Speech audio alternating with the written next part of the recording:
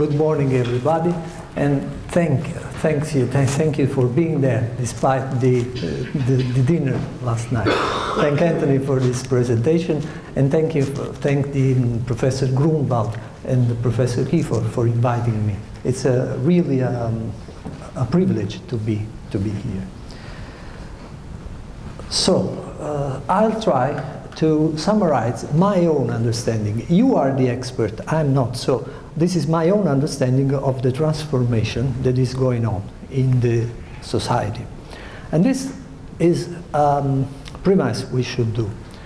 So the first thing is that we are going from producing factories, producing goods, to services. So we have to deliver immaterial goods. And I see that it is most important in collaboration with industry, the point of view of the industry. The industry is no longer importing knowledge from academia. The industry is largely producing knowledge. We have learned about this yesterday from Professor Ochriner. So the paradigm is also changing. It used to be very well procedural. So you have to do something in a given situation and not do anything else because you are penalized if you drift. Now it's not so. The organization, as Professor Weinberg told us yesterday, is largely self-emerging. You assemble a group of people together and expect them to deliver results. So the organization is fluid, is no longer like a military thinking, it's a hierarchical. You do this and you are rewarded or punished if you do or not do. And the educational system is to support this transformation. And technical tools can be used for this task to support the educational system because there are a wealth of challenges.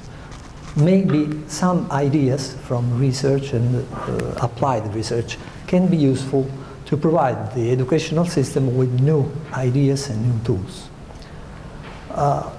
I'll speak a bit from training in mathematics, which I am a bit more familiar to.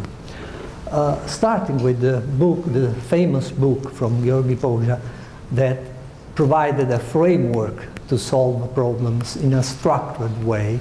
They said, you first frame the problem, be sure you are fully understood the problem, and then go on with the solution. And he also outlined a set of techniques, an arsenal of tools that the students and the problem solvers have to and can avail themselves of. So there are many of these. An evolution of this book is the puzzle-based learning and puzzle-based teaching from Michalewicz in Australia. Puzzle-based is very interesting because it involves presenting students with puzzles, very detailed puzzles, and leave them alone and expect them to find a solution, not penalizing them if they think independently. Because what is the objective? The objective is not to give them notions. The objective is to make them independent thinkers. People who are good at problem solving. People who are not afraid of a new problem, of confronting with a new task. Just like they are when they go in the industry. Nobody will tell them what the solution is. They have to find out for themselves. So it's a kind of attitude that we are expecting to be delivered. And this book was very successful. I can tell you a little anecdote. I was fortunate enough to teach in a course for mathematical teachers who work in high school. And I proposed them, well, try your hand with this puzzle-based teaching, might be worth doing. A week later, one of the teachers came up and said, hey, I have good news for you. what? I was very glad.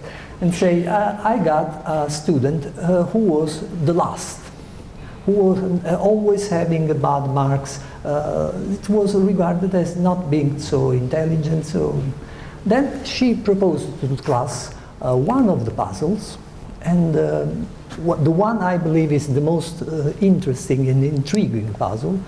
And after 10 minutes, this guy came up with a solution. She was very, very glad and called all the other professors and said, okay, the boy, which we consider it as very bad, actually was the first and sole student to solve the problem. And by hearing that, the student said, therefore, I am not stupid. And I regard this as my greatest success, because this student was saved, in a sense. The system, the procedural military system, will have worked it out and made nothing of him. Now he is self-confident. One of the tools and the techniques that are in this book, because it summarizes the work of Boja, is to try to enumerate all possible solutions to a problem. Well, enumerate all possible solutions is the subject of combinatorics. Combinatorics probably is one of the most beautiful areas of mathematics. For sure, it's not the simplest. And the wonderful book by the late Kenneth Bogart is structured as a series of exercises, of questions that are arranged, carefully crafted individually, and they are arranged in a sequence so that to solve the skills and the tools needed to solve exercise number 3 are those that you learn by solving independently exercise number 1 and number 2. So it took lifelong to the late Professor Bogart to set this up. Learning material must change. That's the message. And it takes a lot of effort. We need the effort from whatever source as possible. And we add something else.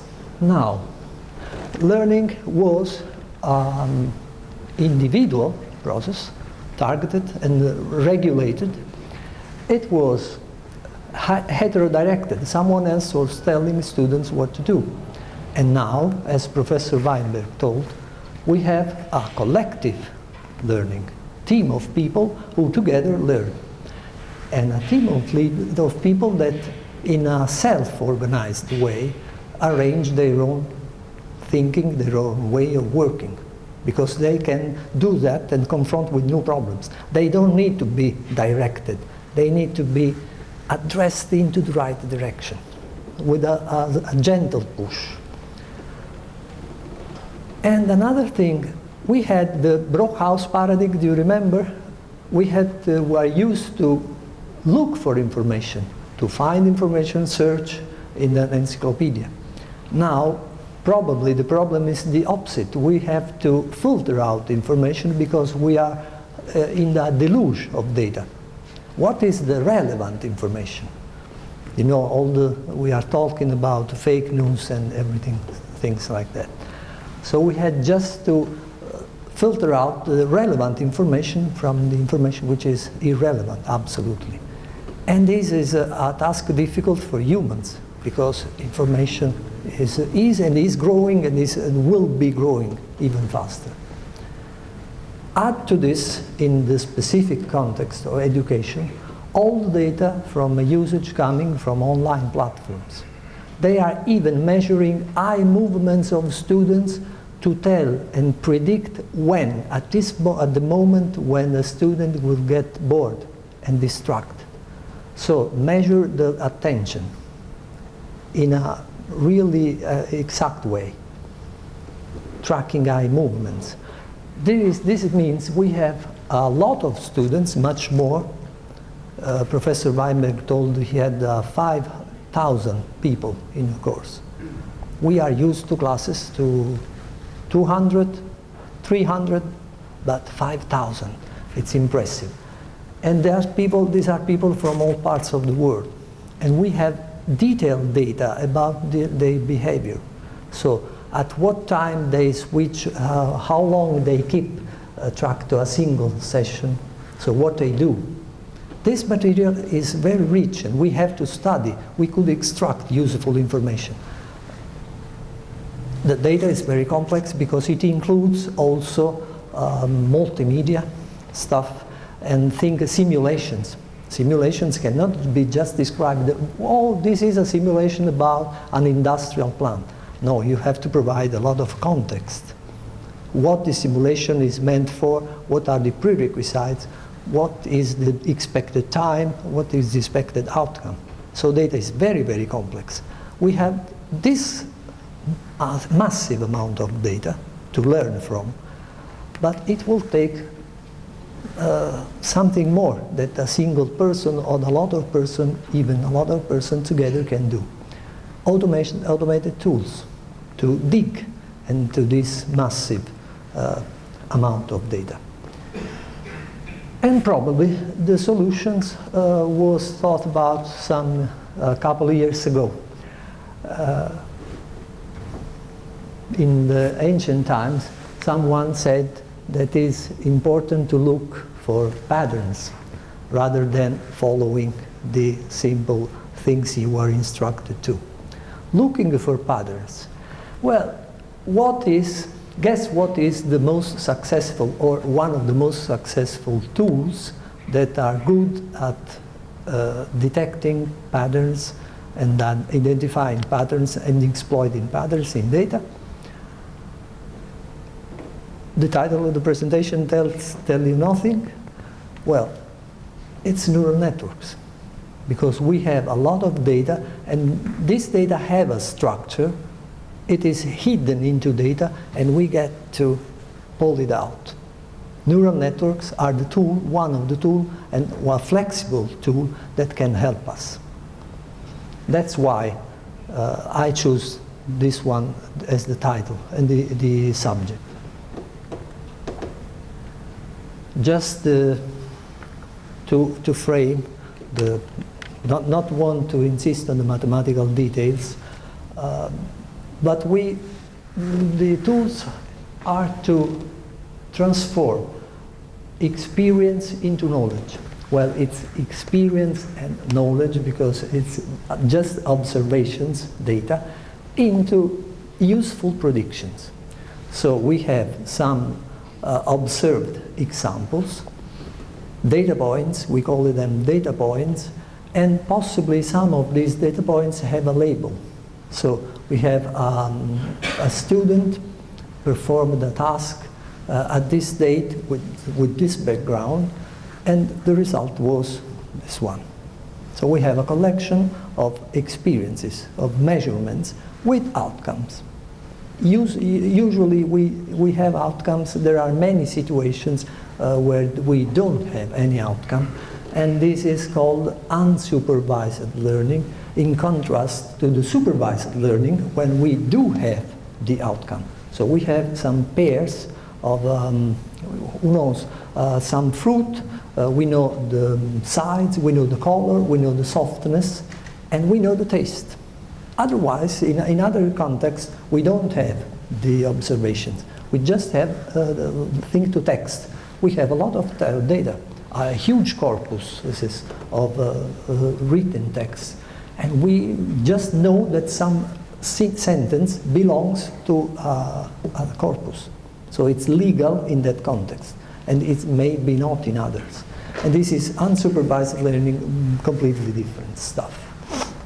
But we have to extract knowledge from experience. The single tool we use comes from biology. The real neurons in the brain, neuron cells, are connected together. There are a huge number of them. And they have an axon through which an electric signal is passed to other neighboring neurons. And the neighboring neurons are connected with the receptors called dendrites. There are several kinds of connections. There are chemical and biological processes going on, very sophisticated. The model, a mathematical model for this, is just a unit accumulates input, and then when it's ready to do so, fires an output. Mathematically, we express this as consider a sum of the inputs, so consider numbers, then these numbers are the inputs of the neighboring neurons. These numbers are assembled together. There is a slight trick because we need an activation function that must be nonlinear, because linear functions are what statistics had studied from centuries and have important results, impressive results, results we are heavily relying on. And most important decisions are taken on that basis. But something new must be done. We have to venture into the nonlinear world.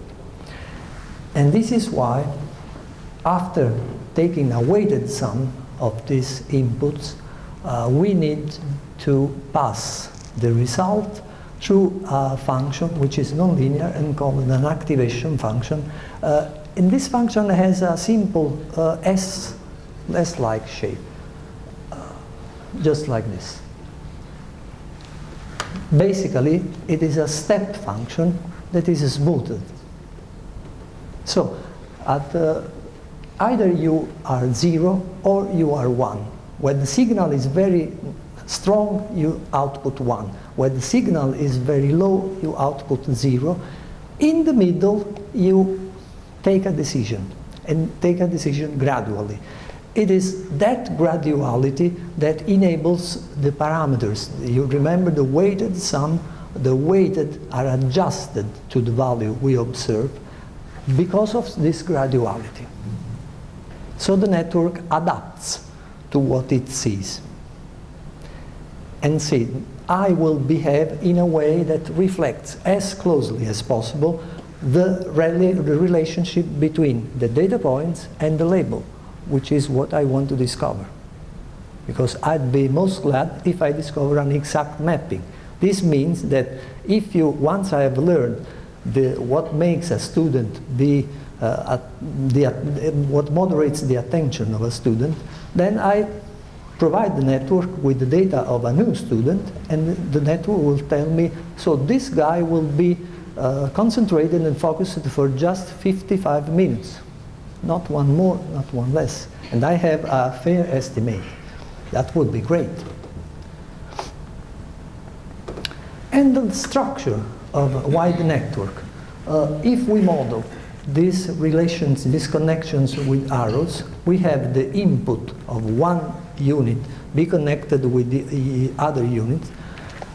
For technical reasons, these units have to be arranged into layers, you see as vertical layers. And no connection at all is allowed between units in the same layer. Additionally, all the units in one layer are connected to the units in the layer immediately after. This is a fully connected topology. And let me go back a minute. Maybe when this model was first developed, the expectation was, okay, it will provide us with an interesting insight on how actual neurons in the human brain work. No, definitely no, because there are many types of connections which are different and behave differently. There are chemical moderators that modify the behavior of the network, and the number of is not fully connected. The topology is completely free, and the number of units connected to one another is not too high. So we may have millions of units connected to each other, and we regulate by the weights. So possibly the weights could be near zero. Most weights would be near zero. what we see in this figure, we have an input layer that sees the input described as numbers to the left. So you have something you want to describe, an exercise, a simulation. You characterize this exercise with a series of numbers, and then say unit 1 is the first value. So maybe it measures the expected time to completion. Something else. Then you have the second layer in the network. The second layer constructs actually other numbers that can be seen as the representation of the input. This is the key concept. The inner layers construct what is a representation of the input. And what does the second layer? The layer immediately, in the internal layer immediately after, construct a representation of the representation created by the previous layer. If we allow us some freedom in speaking and in terminology, we may say that this is a more abstract representation of the input.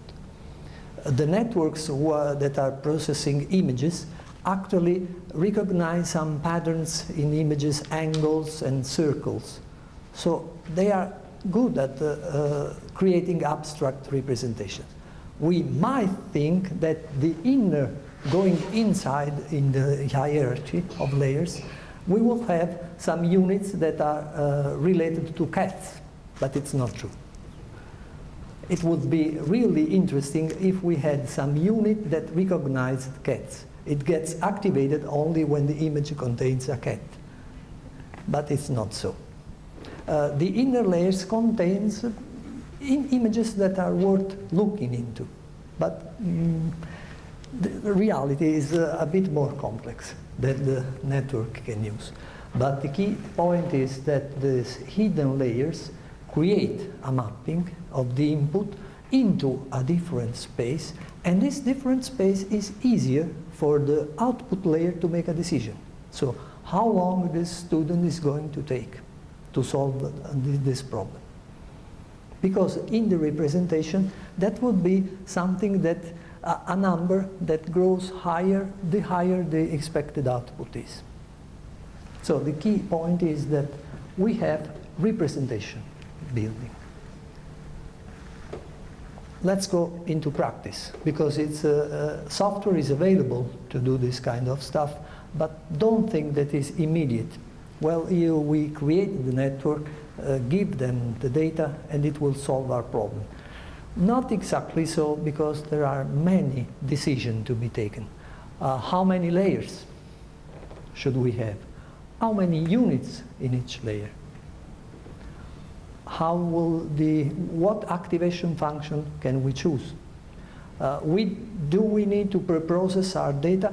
Yes, we do, because these networks work best when data are scaled between 0 to 1 or -1 to 1, not free in every possible value. How we adapt the weight? There are several algorithms that perform well in some situations and not so well in others. So there is a lot of work here also to find the combination, the best combination of these architectural parameters. That's why they are called the hyperparameters, that determine the performance of the network. So it is a subject worth studying in itself, but it's not immediate, requires some careful working. Do you remember the combinatorics book? What was the most important part? That exercise created a meaningful sequence. Think to text. The meaning of a word depends of the word before. Right? So, not always the data are free. We can shuffle freely the data. Sometimes temporal dependencies are important. Data will depend from the behavior, depend from what we have observed some time ago. And ordinary networks are not good with dealing at this. Simply because in the training phase, the phase when the weights are adapted to reflect the input observed, data is not important at all. So if you have to focus on something where time is important, a new structure is needed, and it's the recurrent network where you have a state. So the unit decision does not only depend on the input, but depend on the state. So maybe something is going to happen, the neuron accumulates attention and is in its state, and at a certain moment it fires. But it fires because it had accumulated attention, a pressure. So this kind of pressure is modeled by a self-loop that engineers will say we will have to add a delay circuit, because a time delay. Your reaction to the current input depends on the current input and the previous state. Okay? This is solved by unrolling the loop over time and basically transforming the network into a long sequence of layers. But this creates a problem, because dependencies may extend over variable length intervals and long intervals. If you propagate an information over a very long chain, this information will be degraded and probably will go to zero, because you make small adjustment, but if you make 1,000 of small adjustment, you will go to zero, probably. So what's the key point? We need to address this problem of vanishing gradients. We need to be able to act in selective way. So is this input relevant? No. Is the state I have accumulated to the moment relevant? Yes. Should I keep it? Is the state almost irrelevant? I can forget. I need the ability to forget, because this kind of network will never forget, will remember forever until they go to zero and don't remember anymore. So the solution is to substitute units with more sophisticated things that are cells, small networks. There are basically two types. The most commonly used is the long short-term memory. Not very recent, it has 20 years. And this is the structure of the long short-term memory. The state the cell maintains an internal state and keeps it private, does not tell anyone. The state is the line in the upper line, and the evolution is determined by 3 gates. The first gate is called the forget gate. So I do have a state. Is it still relevant? Think to sentences. Maybe we have received a full stop. So I can reset my state and start again. Make a fresh start. So the forget gate determines what part of the information, of the state information, should be kept. And you are able to forget. Then the input, the state depends on the input. So what part of the input is allowed to alter my state? To what extent? Is this input so important that my state must change in a substantial way, or it's quite irrelevant? The third gate determines how much of the state information has influence to the output. The output depends from the input and the state. And the output gate makes this combination. So basically it looks very complicated, but it is not. And training is very simple. This network have proved very effective. These are the networks that are commonly used in collaborative filtering and learning system, when you are told, well, people similar to you have chosen this kind of text, please read that. Exactly, because the decision depends on what you have read before, what is your state, and so the network in a way mimics that state, and what you read. What could be your possible read? And you measure the impact. That will be your, you will like, how much you will like this new material. And so, we have a lot of material, a lot of data which has particularities. An exercise is not just a text. It must have an internal coherence. A simulation is not just a collection of of instructions in some programming language that creates an environment. You have some idea behind it. So it's not so easy, and you not use and import the tools and methods that worked very well in image processing in text, natural language processing, and say, okay, they will work as they are. They will not. Definitely they will not. So what can we do? One idea is, okay, we develop new architectures, just like the LSTM is an evolution of the previous simple neural networks. Or we experiment with new loss functions that change the loss functions to determine what is important for us of the output. Or better, all these networks classify single vectors, single items, single things. But we are interested in things that are in relation with one another. We are interested in a student, one single student, one single exercise, how this specific student in his history, in that moment, will perform on that exercise. So it's a network. And those of you working on social networks will have several examples. Imagine having a network that works, a neural network, works not on items but on networks, classifying a graph. Are these two graphs similar? Is there something important that I can deduce on the structure of a graph? So prepare a graph of relation and feed it to the network. That will be very interesting.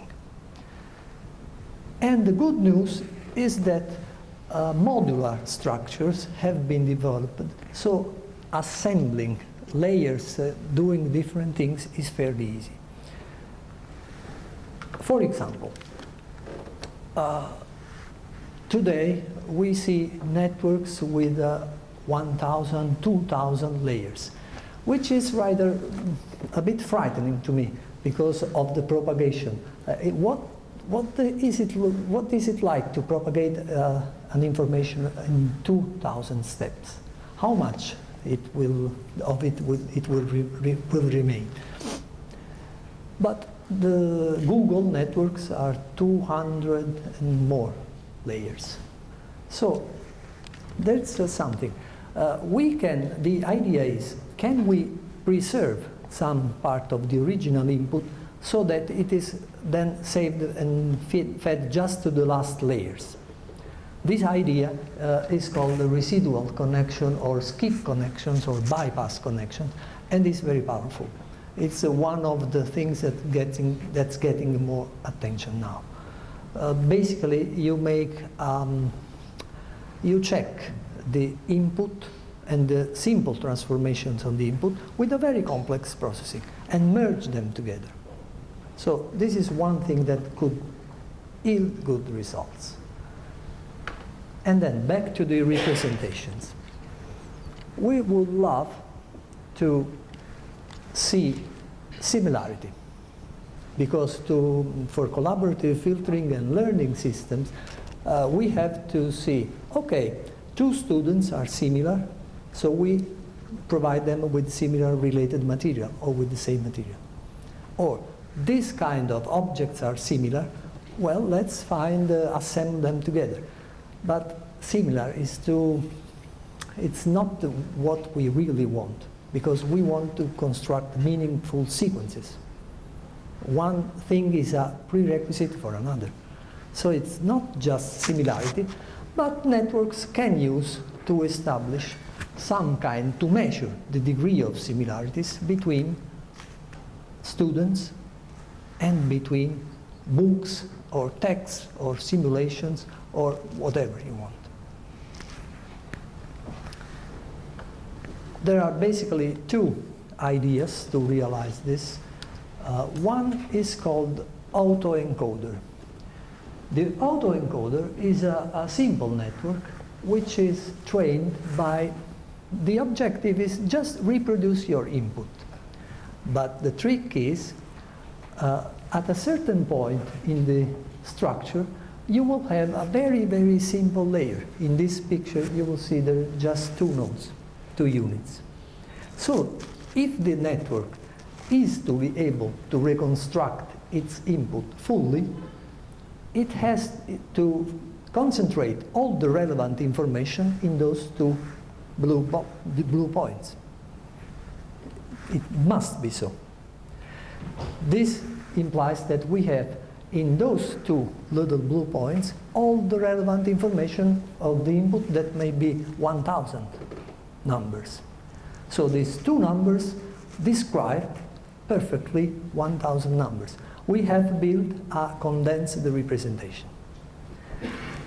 We can also add noise and teach the network to reconstruct correct input.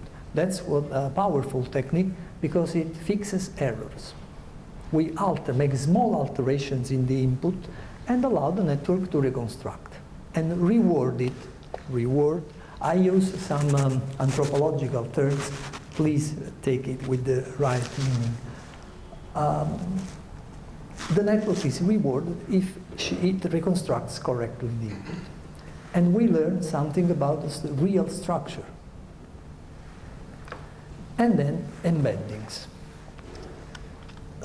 They are very famous for words, because there are WordNet, a lot of embeddings that map words into numbers, collections of numbers. Usually it's 35 numbers. But think to vector in 2 dimensions. So we map a word into a point in the plane. The interesting thing is that such mappings preserve some meaning that is exploited by vector operations. So the move that you observe from queen, the point representing queen, to the point representing king, is the move very similar in the direction from the move from aunt to uncle. It's just like the embedding has understood the concept of male and female. Languages have a strong structure about this, and this structure has been exploited. Well, why don't import the idea into other words, other systems? Think, for example, to the age. Age is usually expressed in years. And so you may have 20 years, 21, 22. It's not really meaningful to say you have 22.931 years. Usually we measure at a granularity of 1 year. This kind of data are not very friendly to networks, because you have to say, okay, I have one unit that is 1 if the age is 22. Another unit which is 1 if and only if the age is 23. If and only if the age is 24. So we have a huge number of units that are either 1 or 0. Embeddings create a representation for this which is more compact in a vector space with a low number of dimensions. And this is very important because the representation is optimal in accordance to the objective the network is told to reach. So it creates a well-performing embedding, for example, for age of driver, age of car for an insurance company. Something that is very important to them. And then, how do we integrate these different paradigms? We have paradigms of guided discovery and puzzle-based and business games and simulations and a lot of things. We have to have an integrated view and assemble a meaningful database, of learning material, which has to be in the form of a graph, because a graph will keep track of many relations of precedence, relationship of similarity. People are similar because they share the same cultural background. People may be similar because they have the same age, or they speak the same language, or whatever you want. So one of the challenges is to build such a big, huge database, and once you build, you have to maintain. There are some tools that work on this and work on graphs, by convolutional networks, and also on hypergraph. But I believe that a specialized architecture will be needed to realize such database. You may use in two ways. Once this huge database or private database, think of a company that has its own knowledge base which is really functional. What is the most appropriate exercise for a given task, for a given person at a given time? And then, if you want to do some research to understand how learning works, we could do that with this structure. Then, what I improperly call tagging.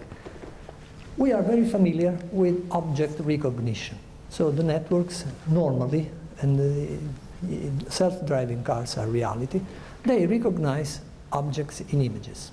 Well, how about having a network that recognizes topic or something expected completion time, how difficult an exercise is by similarity? That would be very powerful, because it will tell us how long we can categorize.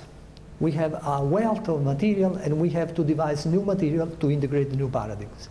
So it's important to be able to quickly have a classification.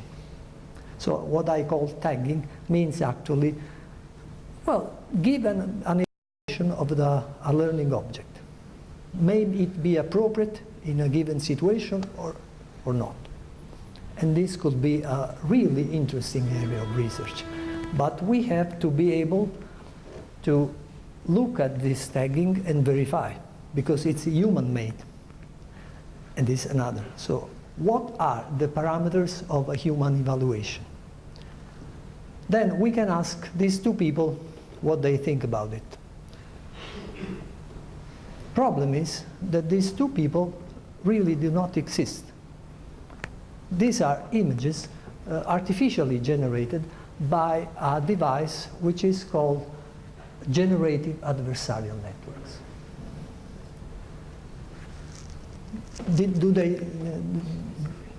Do they seem real? Yes. So networks are able to generate real-looking stuff, and they can produce maybe real-looking exercise, probably, but an exercise must not be real-looking, it must have internal coherence. So it's a huge step, but look at these results, it's really impressive. How generative networks work? Generative networks are made from two modules, and these modules are in competition. So there is a generator which tries to produce images, and another component called discriminator who is rewarded if it tells fakes from real. Fake images from real images. The idea is that the output of the discriminator, if it's certain or uncertain in making a decision, is given to the generator. So in the moment that the generator receives some information that he is going in the right direction, it will explore that direction further. And if we are lucky enough, this is a game that will reach an equilibrium. When an equilibrium between the two components is reached, we will have realistic images. And so we should have realistic, real-looking exercises that then have to be post-processed to isolate what they the one who are that are internally coherent and the ones that are not. I believe that this one is also a very interesting avenue to explore.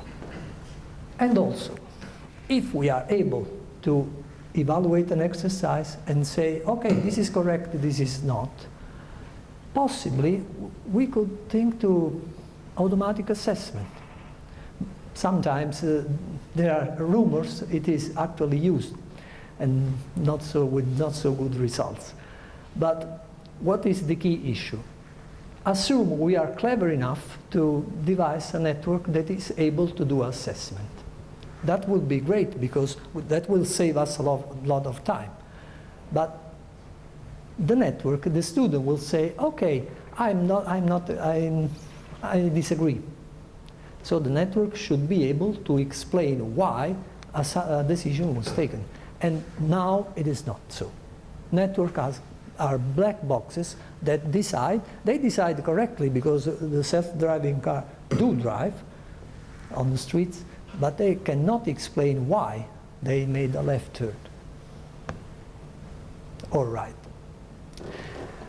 Some general purpose technique exists and that may be adopted, but I believe that again, a specifically designed neural network could be a plus, but it must be able to explain its actions. So we can use also in human resources management, because now decisions are being currently taken about people by networks who are very obscure, and this is not acceptable.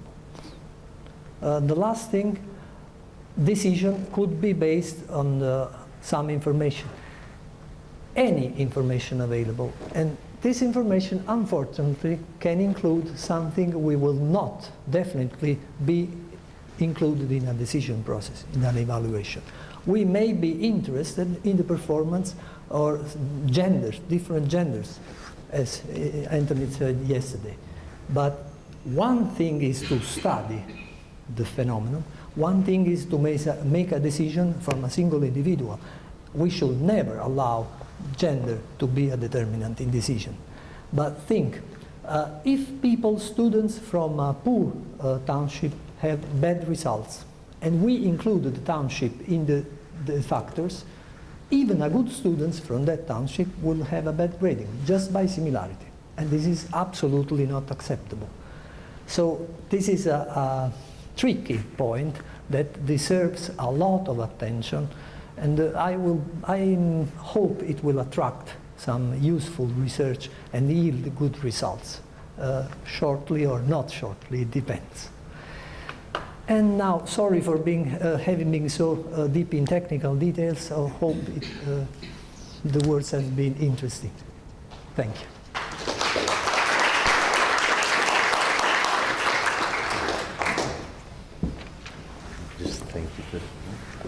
Thank you very much, Dr. Fiore, for that very interesting address. You showed us that learning is changing, but there are technical tools available that can help us and support that transformation in learning. So thanks for that address. Colleagues, we still have a little time for questions. Are there any questions? Yes, certainly.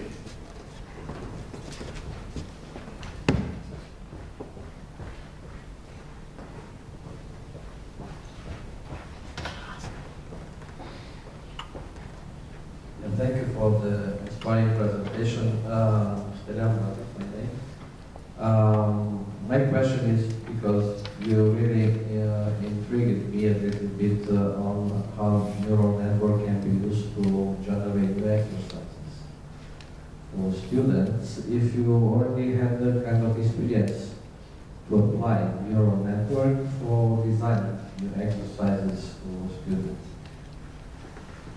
Oh. Thanks. This is why I am very well aware of the need for accurate post-filtering, because it's not so hard to devise something that generates an exercise. But an exercise will be just like nonsense. Text which is apparently correct, made of sentences correct, maybe adds also a picture. We are not at this stage. But do these sentences make a coherent whole? No. And then it's the processing network, the post-processing stage must be a fairly complex network, and it's the most important tool that needs to be devised. We are in very, very early stages. It's just something that I think will happen over the years. Do you think that Watson from IBM can do something like this? This wide range? Probably Watson interprets text and tries and produces something that makes sense. Could be. Watson also has a very deep structure. Its strength is to being general purpose. Probably we will need something more specialized, in my opinion.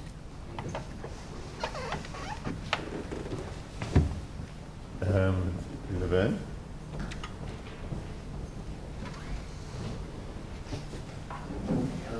We often hear about brains being wired in particular ways. In other words, neural pathways almost being set.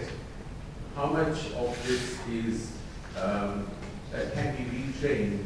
What is the capacity of the mind for these so-called networks or hard wiring to be manipulated by learning and training? Well, I'm not sure, really, because hardwiring could be, it's interfacing the brain with the network, with other cyber-physical systems is important as long as it is limited to communication and to enhance the ability of someone to think to disabled people, to connect to the world. Using these channels in a bidirectional way could be also dangerous, could be useful, but it requires two things. One, a deep ethical control, and it's very difficult, and a thorough understanding of how the brain works. And we are fairly not so near this, because the neuropsychologists are doing a lot of experiments. Recently they devised a tool that makes a picture of the activation states of neurons, real neurons. But the structures in the brain are very complex. They discovered just some localized areas, but not so. It's ensembles of neurons, but unfortunately we don't have a picture of the state of the brain as of now. But thanks. If I am correct. Any further? Yeah, you have a question over there. You have a forget part of the network.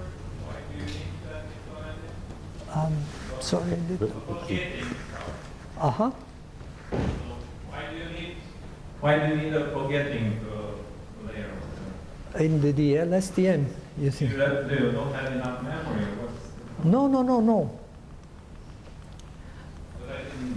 No, sorry. It was my fault not being clear. You need to forget because sometimes an event interrupts and resets the situation. A full stop breaks the sentence, and you have to retain some context because maybe you need only to remember we are talking about travels, but the specific sentence before is no longer relevant. So you need the ability to forget now and start from fresh. Have a fresh start because you will have a subject, you will have a new verb, and you have to forget the previous one. That's why it's a critical component. Yeah, what happens if you encounter the same issue again? You forget it again? Yes, you forget it all the time. Just like we do. That's why the name is short-term memory. Because it's a short-term memory compared with the long-term memory, but the shorter-term memory is renewed very frequently. But you retain them long-term? No, the long-term may be retained by the output if you combine two layers. Maybe one layer, remember the stratification. You delegate the long-term to another layer, which receive the input filtered by the first layer and say, it focuses on travel and does not forget travel.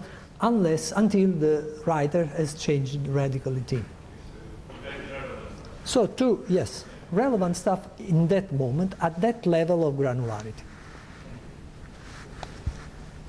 Thank you. Any further? Yeah, we have a question in front. Marian. It's just a layman question, you know.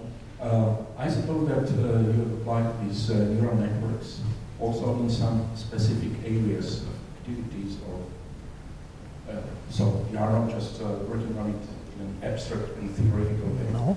So my question is, what do you consider maybe your biggest success or most interesting result you have achieved in your research, and vice versa? Have you come across a situation where it was a real failure? Thank you for this question, because the answer is the same in both cases. The successful training of a generative network is a nightmare, actually. Our greatest success was in generated fake data for credit card transactions.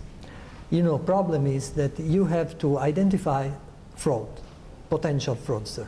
But fraud is rare, thanks God. And if the fraud is rare, you don't have many examples to learn from. Any classifier will luckily say everything is legal, because it will have 99.9% accuracy. So the idea was, let us generate fake examples, very similar, not identical, but similar to the originals, and feed that to the classifier. We were successful because we increased the accuracy, the overall accuracy, at a factor of 2, by doubling the number of frauds. This was a good thing. The really bad thing is that in the initial stages, I still believe we were lucky, because finding the equilibrium was something that just happened, but we were trying a combination of parameters, and once, magically, one of these worked. So there needs to be some structured way to explore the hyperparameter space and to guide the convergence, because it is one of the greatest issues. Something, a lot of work to be done. Yeah, definitely. Thank you. Any further? Do we have another question? Thank you for the interesting presentation that you've given us. With my doctorate student, we've been working on trying to utilize pictures of 3D printed parts. So we take the pictures gradually as the part is being printed and use it to predict the strength of the part. And what I've found out is that the process of getting to the point where somebody who is not an expert in neural networks actually gets to grasp the technique is a difficult one. And given that this is your daily business, I want to find out, is there an easier way of, because I think it's a very useful technique, but is there an easier way of translating it to other places so that many people can actually apply the technique? That's my question. Yeah. It's not so obvious, because the transfer, you use transfer learning sometimes, and it sometimes works, but most of the time it doesn't work, because the environments are simply so different that what turned out to be useful in one case did not easily port to another. So it's really my opinion, it's just a matter of ideas. We transform and move ideas from one domain to another, but just the main ideas. Details will not be easily to move. If I have replied to your questions. What I'm trying to actually understand is, maybe we can discuss during the team. I see the... Yes, my pleasure. Session in very long time, but it's how do you simplify these techniques for use by people who are not necessarily highly mathematical? But that's what I'm trying to do. And simplifying is not possible, definitely, because tools that automate this kind of stuff exist, but a basic understanding of what the mechanism is, you need to have. It's not tools out of the box. I was familiar with tools from statistics that explore automatically all possible alternatives and choose the best. But the space that is explored is very small. It is possible because you have only 5 to 6 or 10 alternatives. We are in the order of millions. Genetic algorithms has been employed to explore this parameter space. So it's really, really complex, also applying. Leveraging on results by others could be a good idea. But if someone has no experience, it will take him or her a substantial time. It's not stuff that you do in maybe teaming with someone who already did that would be a good solution. Also in the line of what Professor Weinberg told us.